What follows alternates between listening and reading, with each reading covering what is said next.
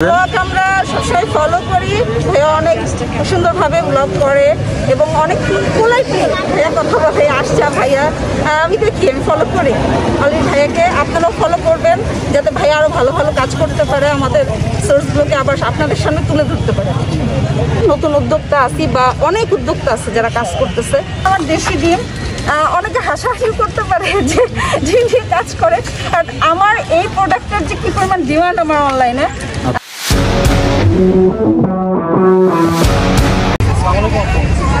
ভালো আছেন? আপনার শপের নাম কি?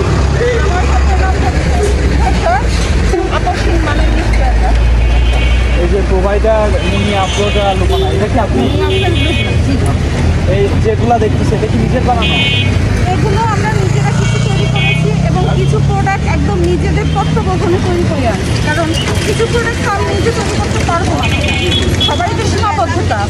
যেমন এই প্রোডাক্টটা আমি নিজে একদম তত্ত্বাবধানে তৈরি করে আনছি, কারণ আমি গাছি না, তো আমি গাছ থেকে রসটা কাটতে পারবো না, করতে পারবো না। কিন্তু গাছের রসটা থেকে শুরু করে একদম দুধটা নিয়ে আসা পর্যন্ত আমি এর সঙ্গে সার্বক্ষণিকভাবে ছিলাম এবং এটা পুরোপুরি গ্যারান্টি যে অথেন্টিক, পুরোপুরি 100% এটার গ্যারান্টি আমি নিজে দিচ্ছি। এই কারণে আপনি যখন একটা প্রোডাক্টের সঙ্গে একটু যে এই কনফিডেন্সটা পাবেন, তো আমি এভাবে করেই প্রোডাক্টটা সেল করছি। আর দু একটা প্রোডাক্ট যেটা আমি আমার বিশ্বস্ত সাপ্লাইয়ের মাধ্যমে আনছি, আমি আগে তার কাছ থেকে টেস্ট করছি।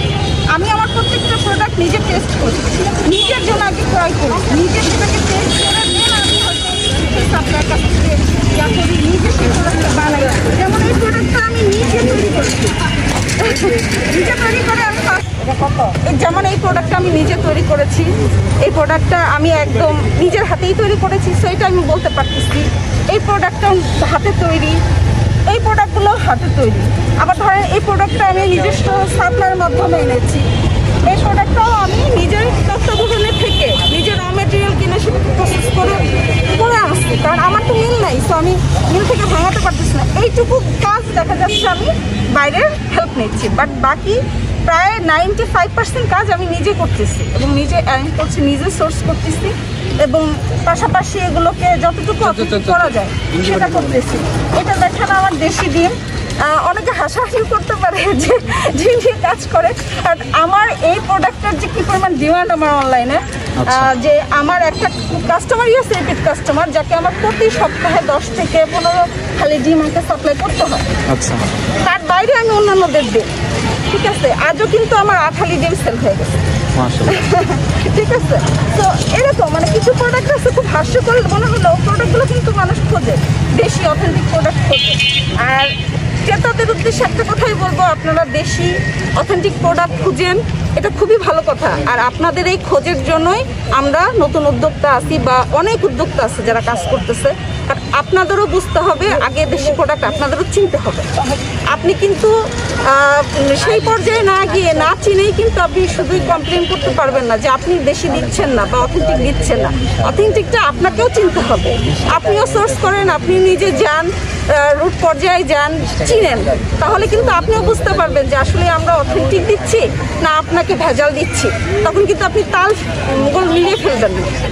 তো যাই হোক, ভালো থাকবেন। আপু, আপনার কি এর বাইরে কোনো প্রতিষ্ঠান আছে নাকি এগুলো বিক্রির জন্য?